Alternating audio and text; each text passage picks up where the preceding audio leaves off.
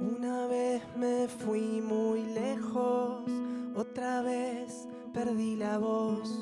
Una y otra vez se arrastra el reloj. Esperé después la lluvia, desperté y por fin llovió. Pude ver la luz dispersa en el sol.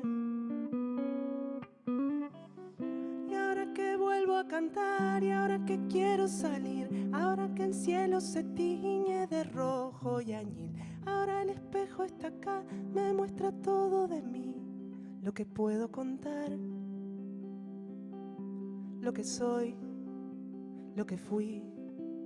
Una vez rompí el silencio, otra vez volví a creer. Una y otra vez se atrasa ese ayer. Y hoy que el tiempo es un incierto y es la suerte una canción, pude ver la luz inmensa del sol. Y ahora que vuelvo a cantar, y ahora que quiero salir, ahora que el cielo se tiñe de rojo y añil, ahora el espejo está acá, me muestra todo de mí, lo que puedo contar, lo que soy, lo que fui, lo que soy, lo que fui, lo que soy, lo que fui, lo que soy, lo que fui.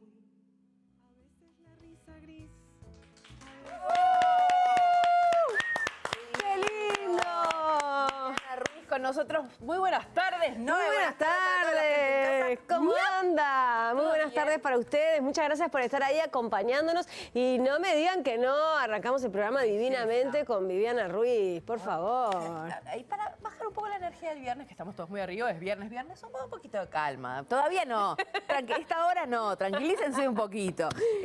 Bueno, acabamos de escucharla, no sé, ¿por dónde empezamos? Empezá vos, Noé. Yo después hablo del disco de Viviana. Dale, porque después ya nos vamos a presentar. Dale, perfecto. Entonces ya les pasamos a contar los otros contenidos que tenemos, porque en minuto vamos a estar conversando con Viviana Ruiz. Vamos a estar charlando también en el último bloque de este programa, empezamos de atrás, con Camila Carvajal. Camila Carvajal es la directora de la obra Murmurias, Historias en Cautiverio, que es una obra que está basada en la experiencia de mujeres que estuvieron presas durante la dictadura. De hecho, hicieron talleres justamente con expresas políticas, un trabajo de 2 años. Esta obra se estrenó el 14 de marzo, que justamente es el día que en 1985 lograron la libertad los últimos 52 presos políticos. Entonces vamos a estar conversando con Camila, que es la directora, pero que también actúa en la obra, y que la obra, además, ¿no?, de ser, o sea, tiene esa cosa teatral, pero también musical, digamos que las actrices cantan, hacen música, pero estaremos indagando sobre eso. Ahora vamos a charlar. Mucho teatro. Sí, exactamente. Bueno, tenemos otra obra que se llama Todos los domingos pienso en renunciar. Creo que hay mucha gente que se puede sentir identificada con esa frase. Empiezo a ver manos levantadas. Todos los domingos pienso, no, acá no sucede.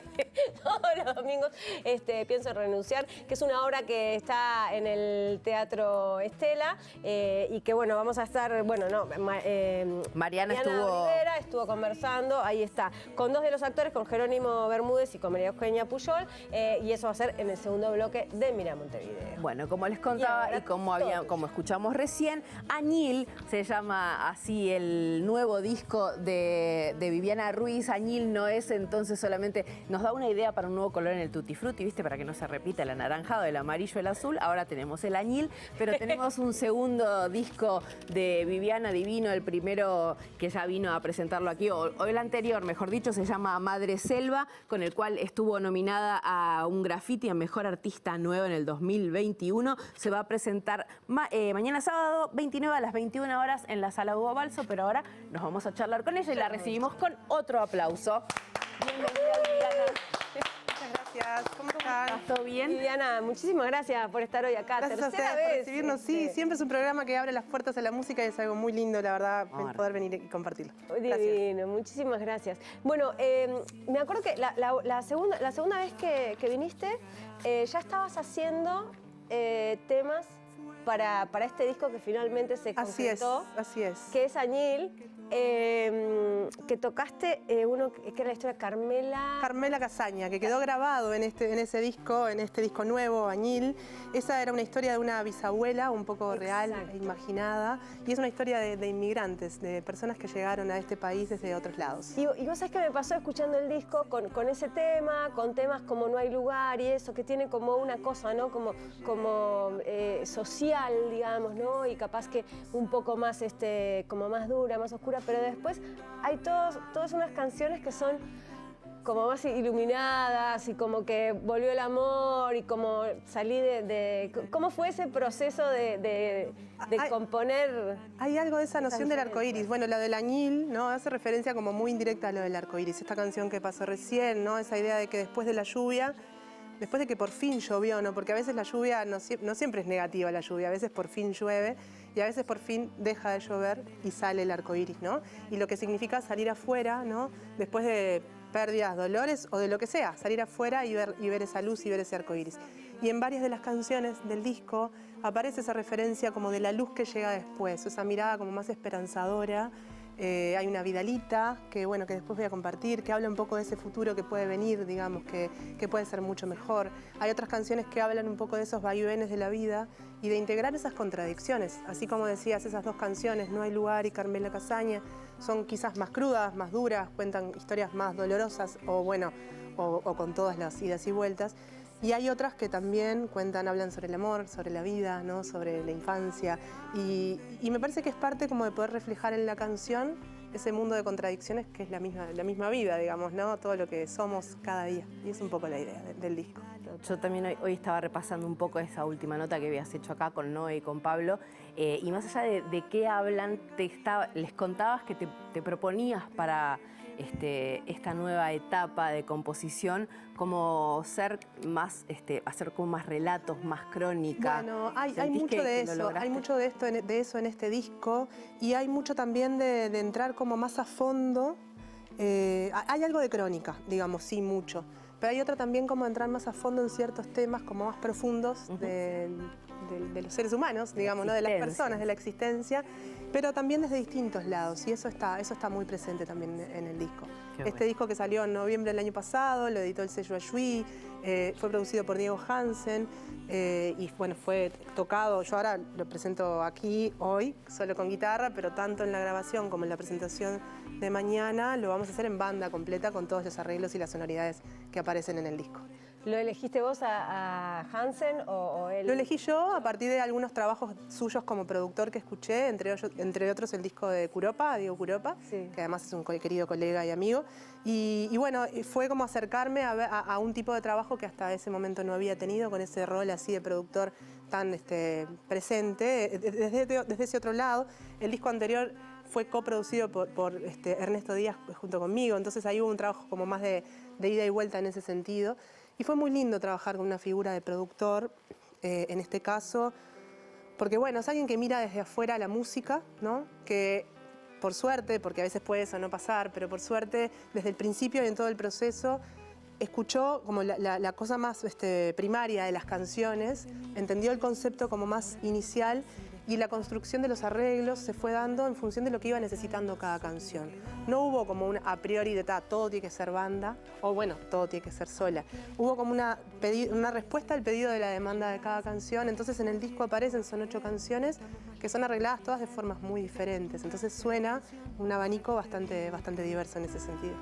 ¿Y en vos qué quedó de eso? Porque, no sé, yo no soy música, pero me imagino, ¿no? Que cuando tenés esa visión de afuera y eso, más allá de después cómo quedan las canciones, eso muchas veces puede influir a cómo vos podés llegar a componer o a pensar tus temas en el futuro. ¿Te pasa eso? Bueno, sí. La verdad es que este trabajo, si bien el rol de producción fue muy definido y fue a cargo de Diego Hansen, hubo un ida y vuelta constante. De hecho, no fue te doy las canciones y vengo el mes que viene. No fue eso, sino fue un trabajo durante todo un año de ida y vuelta, mano a mano, ir trabajando sobre esa materia prima. Y en ese sentido me sentí muy esponja, digamos, ¿no? De estar aprendiendo muy del lado, es un mundo que me interesa muchísimo, ¿no? Y fue de nutrirme muchísimo en ese sentido, y sin dudas que eso me define para pensar para adelante la canción, pero sobre todo creo que en donde más me incidió este trabajo es en el mundo de los arreglos y la sonoridad disco. En ese sentido creo que sí, es como una bisagra de mirar para adelante desde otra manera, sin dudas. Últimamente estamos hablando, bueno, generalmente siempre que viene algún músico o música, de cuán importante es cada vez más que cada canción esté apoyada por algún videoclip o visualizer. Y yo hoy estaba preparando un poco, bueno, esta entrevista que te íbamos a hacer con mi hermana Julieta, que está más más moderna. Claro, digo, que sí. ¿qué diferencia hay entre un videoclip y un visualizer? Me parece que el visualizer viene a ser como justicia de que bueno, que a veces para hacer un videoclip, el videoclip hay que tener un montón de recursos, en cambio que se haya allanado ese camino, bueno, visualiza. Tal cual. Es un terreno que tiene mucho para explorar, porque el disco, bueno, salió acompañado de visualizers, fue un proyecto apoyado por Fonam. Tiene mucho para explorar y hay algo que está como muy difuso también entre el videoclip y algo muy incompleto. Un visualizer es un visualizador, así como en sentido de definición de término. Entonces puede ser esto que está pasando ahora de fondo, por ejemplo, algo que sucede visualmente mientras que sucede la música, y se hace un poco para acompañar visualmente, cuando las plataformas suben los discos, sobre todo a YouTube, queda una imagen fija, ¿no? Claro. Salvo que se hagan videoclips.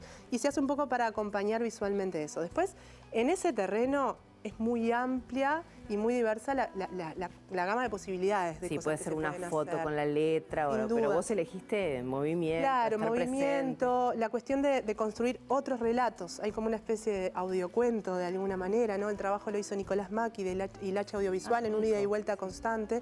Entonces, también hubo una construcción también, de alguna manera, que pedía la canción. Y en ningún momento fue literal, digamos, ¿no? Fue construir visualmente qué iba necesitando. A veces son cuestiones más como internas de casas, ¿no? Domésticas, digamos, en un cuarto, una casa, gestitos ahí que tienen relación con la canción. Otras veces son cosas que son totalmente inconexas, pero que juegan bien. Y en otras apenas son gestos como de estar cantando en cámara o cosas que pasan también visualmente.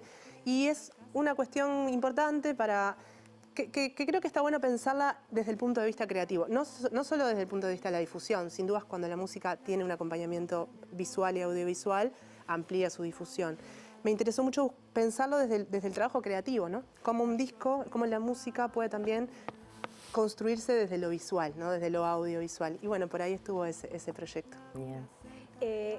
Recién contabas que obviamente hoy venís con tu guitarra, pero en el disco hay otro montón de instrumentos y eso que van a estar mañana en la balsa. Entonces, ¿por quiénes vas a estar acompañada y cómo preparaste el show para mañana? Que calculo que también tendrá un poco de esto de las visualizaciones que tienen las canciones del disco. Sin dudas que sí. Mira, hay una banda base que es un cuarteto, Sebastián Pereira en la batería, Victoria Gutiérrez en otra guitarra y coros, y Diego Balseiro en el contrabajo. A esa banda base se suman invitadas e invitados según las canciones, siguiendo la idea de los arreglos del disco. Ana Claudia de León, la chacha en percusión, Ernesto Díaz también en percusión en congas y Ramiro Hernández en el bandoneón. Ese es el momento de banda, digamos, más o menos según distintas canciones, se va ampliando o achicando según el caso. Después yo voy a trabajar con pedales de loop, tanto de guitarra como vocales, y algunas canciones, reversionando canciones de mi disco anterior, Madre Selva, las voy a hacer en ese formato.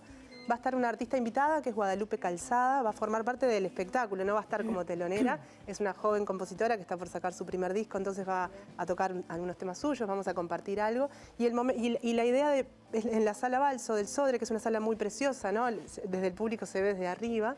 Y la idea es trabajar mucho el recorrido, el escenario, lo visual, y aparecen también las referencias a los visualizers, que no voy a contar demasiado, pero van a estar ahí también dialogando con la música, sin duda que sí. Sorpresa. Bueno, va a ser una fecha preciosa, la sala es divina, el disco está precioso, así que bueno, ya te volveremos a recibir con ojalá más que sí, ojalá que componiendo y sacando discos. Bueno, muchas gracias, una alegría estar por aquí. Entonces les recordamos la fecha, ¿no?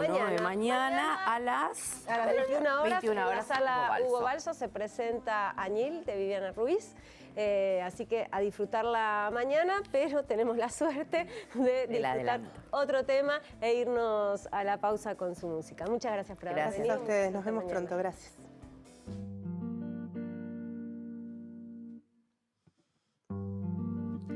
Palomita nueva, Vidalita, luz del mediodía. En algún reflejo, Vidalita, brillarán tus días. Casi sin saberlo, Palomita, llegarás de pronto. Fue tanta la espera, Vidalita, que todo canto es poco.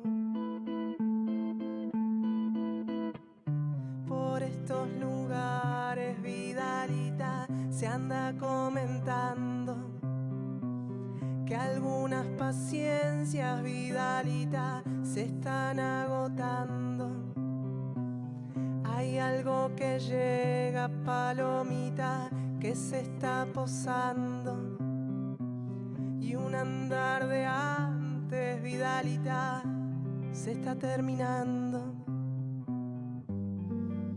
Vidalita nueva, Palomita, tan imaginada, en un vuelo lento, Vidalita, ya se ven tus alas. Va y viene la vida, Vidalita, y se vuelan las horas. Algunas simplezas, Vidalita, todavía demoran.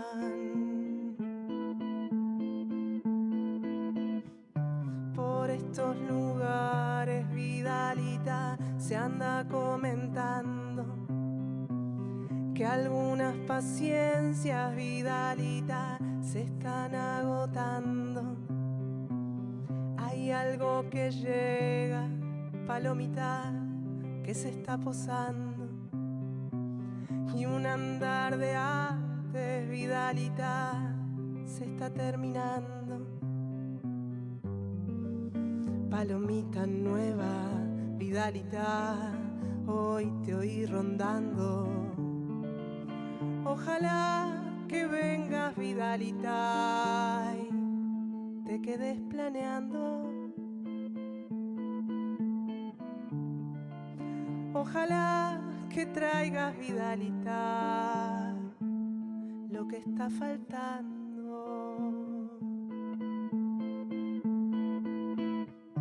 Por estos lugares, Vidalita, se anda comentando que algunas paciencias, Vidalita, se están agotando.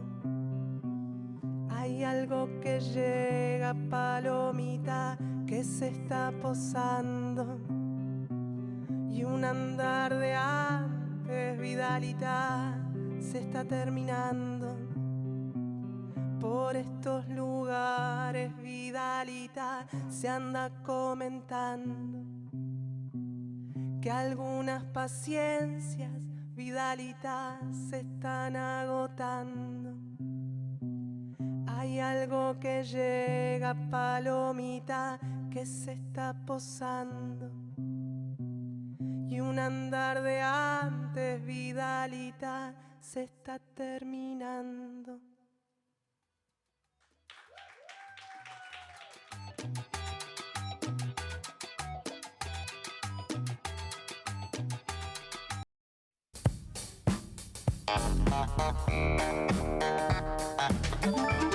Presenta FENAPES.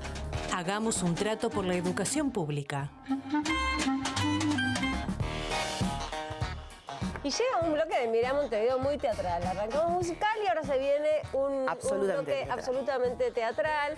Y bueno, como decíamos al principio del programa, con una obra de teatro que se titula con una frase que quizá muchos de ustedes en algún momento la hayan dicho o la hayan pensado.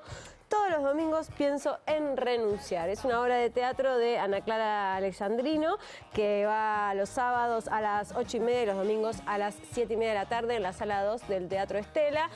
Mariana Olivera estuvo conversando con dos de sus actores, así que nos vamos a ver la nota, a ver de qué se trata esta obra, que algo sospechamos, ¿no? Jero, te mando un beso si la estás viendo.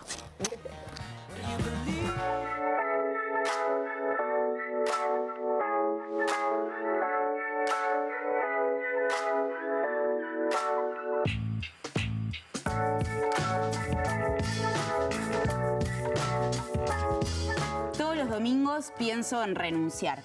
Es una frase con la que seguramente se identifican muchas personas y así se llama una obra de teatro que es una tragicomedia que se está llevando a cabo aquí en el Teatro Estela y que aborda el absurdo del sistema de trabajo.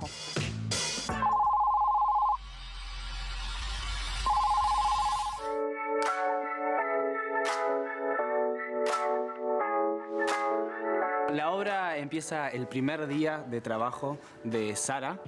Y bueno, cuando ella llega a este lugar que parece ser un call center, conoce ahí a dos personajes, Lucio y Cintia. Y bueno, como que su llegada desata de alguna forma un misterio, un secreto que tienen estos dos personajes con respecto al pasado de su estadía ahí en el trabajo, ¿no? Y un poco cómo ellos se van conociendo y esta verdad que quiere salir todo el tiempo, pero de alguna forma el ritmo de la rutina y la vorágine del trabajo no va con los ritmos del proceso psicológico de ellos, entonces de alguna forma hay algo que está todo el tiempo por estallar y bueno, finalmente se va un poco develando qué es lo que está pasando ahí y un poco de eso va la obra.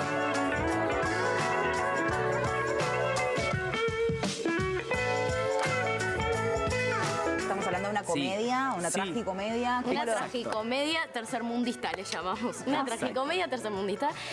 Sí, porque la verdad es que es una obra que trata como un montón de temas y va a lugares muy oscuros, pero son personajes que están corridos. O sea, ellos ya están como en un absurdo casi. Sí. Y entonces, claro, la obra juega un montón con el humor y con esto de que hay dos capas todo el tiempo. Está este secreto que esconden, pero a la vez ellos están en otro lugar. Y eso para mí es lo interesante de la obra, de que hay dos capas constantemente que se están peleando y hay una que está intentando surgir.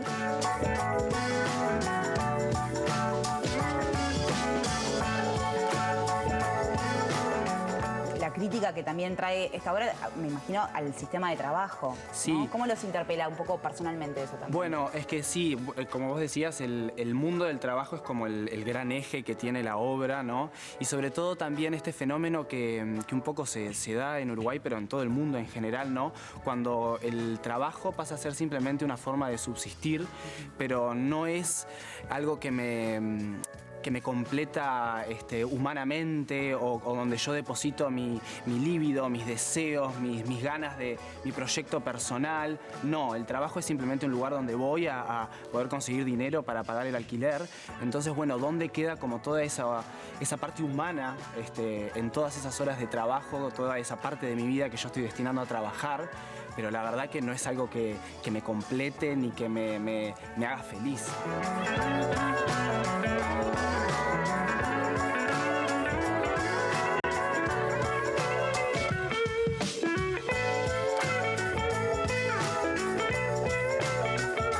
Esto de, bueno, encontrarse ahora con el público, qué devoluciones han tenido, cómo ha sido ese juego. Re lindo, La verdad que ha sido hermoso. Espectacular, Sí. espectacular. Nosotros nos divertimos mucho en escena y creo que eso también se siente en el público. Creo que también por las características de la obra, es una obra de mucha atmósfera, donde se genera como mucho clima, y por la disposición de la sala. Yo creo que más que una función, es una gran experiencia, la verdad, porque el público está muy ahí con nosotros, viviendo mucho toda la situación, toda la anécdota de la obra, la viven con nosotros, y eso se nota porque Sí. la verdad es que pasan por todos los estados. Es Sí. buenísimo. Algo que nos dijeron que me pareció interesante el día del estreno, una amiga que la vio me dijo, yo me reía y después me sentía culpable por reírme. o me estaba riendo y de repente me sentía incómoda de lo que me estaba riendo. Y es como un poco ese el juego de la obra y nos ha llegado bastante que los espectadores como que genuinamente viven ese viaje, como que lo atraviesan.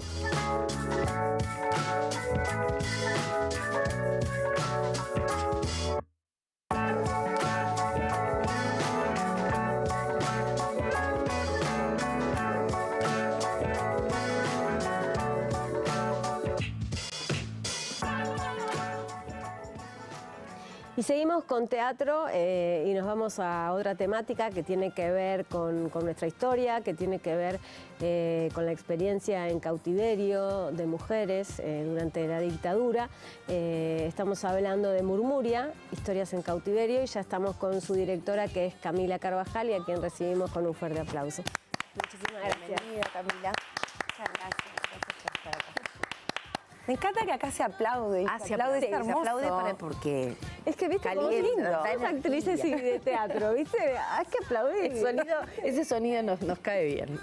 Nos hace bien. Siempre estamos arriba de un escenario. Nos gusta que nos aplaudan y aplaudimos a los demás también. Me encanta. ¿A vos te hace bien? Me hace ¿Te hizo bien? Me encantó. Perfecto. Bueno, dale. sí, Arranca vos. No, ¿cómo surge un poco la idea de meterse con este tema? Bueno, yo le contaba, ¿no? Hablábamos de que alguna vez ya te había entrevistado también en una experiencia así medio inmersiva en esta misma casa, que podemos decir Asociación de Estudiantes Profesionales Católicos. A coro suena mejor. En Boulevard y Chaná. Boulevard Artigas y Chaná, ahí. Ahí estaban haciendo otra obra de teatro con el mismo grupo con el que trabajan. Pero bueno, me contabas que ahora es la misma casa, pero como en otro sector. Pero más que nada, ¿cómo surge la idea de meterse con el tema de las presas políticas? Bueno, teníamos necesidad de contribuir nuestra gotita a esta necesidad de reconstruir nuestra memoria. Verde Teatro suele trabajar historias de mujeres, entonces, bueno, vamos a trabajar con expresas políticas y lo primero que nos vino fue quiénes somos nosotras para hablar de algo que no vivimos, más allá de que nuestras vidas están cruzadas por, en mi caso, por la dictadura, mi padre exiliado, mi tío preso y demás. Es decir, no es que no tuviera nada que ver con mi historia, pero no estuve presa, no fue mi historia. Entonces, bueno, ahí fue que se nos ocurrió que acercarnos a mujeres que hubieran estado presas en la dictadura y saber y trabajar con ellas para ver qué tenían para decir de ese pasado y qué tenían ganas de decir en este presente acerca de esa vivencia del pasado, que no es lo mismo que hacer una obra a pedido, que ya sería como otra cosa, claro, sino simplemente de escuchar qué tenían ellos, su voz, ¿no? Para a partir de su voz, nosotras también a través de nuestro arte, que es el teatro, bueno, generar una transformación de ese material. Así que surge como una necesidad de poder investigar nuestro pasado. Bien. Y cuando empiezan como bueno, calculo que las contactan a determinadas expresas políticas, pero lo hicieron también como a través de talleres. ¿Cómo eran esos talleres? ¿Cómo los preparan? ¿No eran charlas y nada más? ¿Cómo fue ese trabajo? ¿Cómo ellas se integran a esa metodología? La idea era un poco no estar como atrapados por la palabra, que tanto tiene también de razón y de que a veces uno intenta como llegar como a lugares de querer decir algo y un discurso. Entonces dijimos, bueno, vamos a cruzarlo con una técnica que existe que se llama teatro terapéutico, que no es hacer terapia, pero sí algunas herramientas que nos ayudan a llegar a otros lugares también, cuando intentamos investigar acerca de nosotros, de quiénes somos. Entonces, en definitiva, en esos talleres hacíamos algunos ejercicios, algunos que eran con el cuerpo, de improvisar, que ellas nos guiaran, o todas trabajar algunas escenas y se recontracolgaron a jugar con nosotras. O hicimos también manualidades, que también traía bastante de algunas actividades que ellas hacían estando presas. De hecho, parte de la escenografía fue realizada en esos talleres. Los bolsilleros, que eran objetos que ellos usaban, bueno, para ordenar las pocas cosas que tenían. Bolsilleros. En esos bolsilleros. Son como no sé, como una tela que a veces era de arpillera o podía ser una tela de una frazada con bolsillos, y en esos bolsillos ordenaban sus cosas, y entonces quedaba también como una forma de decorar ese espacio tan gris. Entonces intentaban dentro de lo posible meter todo el color que podían. A veces también iban como remendando sus ropas, y entonces en eso iban haciendo alguna trampita y le iban agregando color, como sin querer, bueno, el hilo de color, la lanita de color, y bueno, y eso eran también parte de las estrategias de resistencia. Son 4 mujeres en escena, cuatro mujeres, cuatro personajes. O sea, ¿están inspiradas en estas mujeres que conocieron o reproducen exactamente sus historias? ¿Y cuáles eran esas historias? ¿Quiénes eran? ¿Tenían diferentes edades? No sé, más allá de saber su historia como presas, ¿quiénes eran antes de caer presas, los personajes?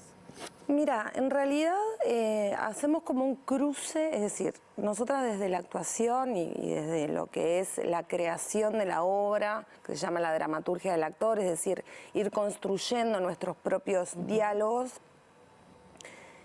nos empapamos un poco de lo que a cada una le fue como, no sé, reverberando, ¿no? Entonces nunca fue la intención, porque además no sé si hubiera estado bueno como hacer de algunas de las participantes de los talleres, capaz que podría haber sido, pero bueno, no fue así.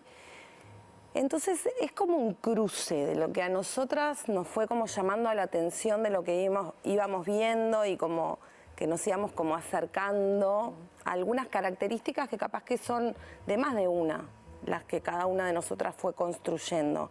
Y nuestra propia materialidad de imaginarnos en esa situación con nuestras características, de nuestras personalidades. Entonces a veces también algunos conocidos que van nos dicen cuando nos ven y nos conocen que imaginan que nosotras hubiéramos reaccionado o habitado la prisión de esa manera. No sé si hubiera sido así porque no lo vivimos, pero hicimos un poco ese ejercicio en el que en realidad no somos ninguna de ellas, y tampoco sé, el pasado es nuestro, porque somos un poco nosotras también. Perdón, recién cuando le preguntabas por los talleres, capaz me distraje un segundo, pero dijeron que fueron dentro de la ex cárcel del Cabildo. No, no lo dijimos. Ah, No porque es interesante que lo hayan hecho ahí, sí, ¿no? Bueno, eso fue un momento de crecimiento exponencial. Es decir, primero ensayamos en la casa donde es ahora la obra. Tuvimos un periodo de trabajar en Cabildo, que ellas generosamente nos abrieron ese espacio para poder investigar y nos han recontra apoyado, y muchas de ellas participaron también en los talleres. Entonces, bueno, hicimos la obra ahí, incluso les mostramos parte de la obra en Cabildo a las talleristas, a las expresas, y algún invitado más que en esta cosa de también que la creación no sea, trabajamos a puertas cerradas y recién lo abrimos. Cuando terminamos el proceso hubo mucho ida y vuelta de las compañeras que participaron de los talleres viniendo a ver en qué estábamos, algunos amigos que invitamos para que nos fueran dando como una devolución de lo que percibían que estábamos haciendo. Así que sí, Cabildo fue impresionante, la verdad. Fue muy poderoso, muy potente ese pasar por ahí. Incluso ahora recuerdo, en Cabildo se hacen visitas guiadas. Y Magela, Como sitio de memoria. Como sitio de memoria. Magela, que es una de las expresas que trabaja militantemente y muchísimo en Cabildo, permanentemente estaba ella recibiendo gente en ese lugar y contando. Pero cuando le mostramos la obra y entró y se sentó en la celda, fue como que le hizo un... porque no es lo mismo. La experiencia, ¿no? De verse ahí o imaginarse ahí, no sé, fue como una cosa muy potente, como esas devoluciones que nos fueron dando, fue como sigue siendo un proceso en realidad muy de crecimiento y muy lindo. No dice, ay, historia de la cárcel, qué lindo. Es hermoso poder estar como sanando también un montón de cosas. Y de esas devoluciones, ¿no? Que imagino que las devoluciones también las transformaban a ustedes, quizá después en los ensayos posteriores, a que aparecieran otras cosas. capaz que no una transformación de la puesta en escena, pero interior. ¿Qué devoluciones recuerdan como más impactantes o que más le hayan cambiado o que les hayan dicho decir, bueno, no, esto tendría que ir por otro lado o vamos más hacia acá? Tengo dos cosas para decirte. Una, en el proceso había como dos impulsos de necesidad. Por un lado, ellas intentando como sostener todo lo vital y positivo que sucedió allí adentro. Porque también por algo son las que quisieron participar del proceso, ¿no? Entonces, bueno, más humor, nos pedían más humor, eso no es así, es decir, nosotras logramos resistir porque realmente logramos vencerlas, desde el no calentarnos cuando nos provocaban, desde el no dejarnos caer nunca porque era un lugar al que no podíamos ir, es decir, disfrute, lecturas compartidas, en la risa, los cuentos, el aprendizaje mutuo, ¿no? De los bagajes de cada una con lo que venían, como eso es lo que había como un empuje hacia ese lugar y también al comienzo y después fuimos como soltando un poco como un prejuicio nuestro de no sabíamos cómo iban a ser los talleres, ¿no? Como de ir como caer, como que a veces caíamos, ¿no? Como en el drama. Que no iba por ahí. Entonces, en esa doble tensión, pero tampoco de jajaja, ¿no? En realidad, esa búsqueda de ese lugar, ese equilibrio precario entre está todo mal y está todo bien. Un poco por ahí.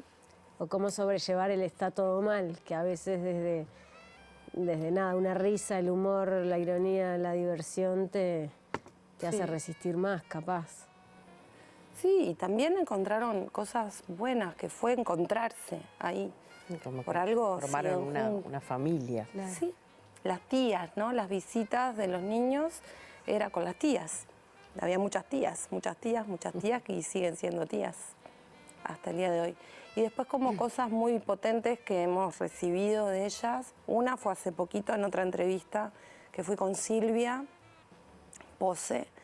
Y dice, y creo que no fue consciente de lo que estaba diciendo, que su hija y su nieta sabían, obviamente, que ella había estado presa, pero bueno, nunca hablaron mucho de cómo fue, ¿no?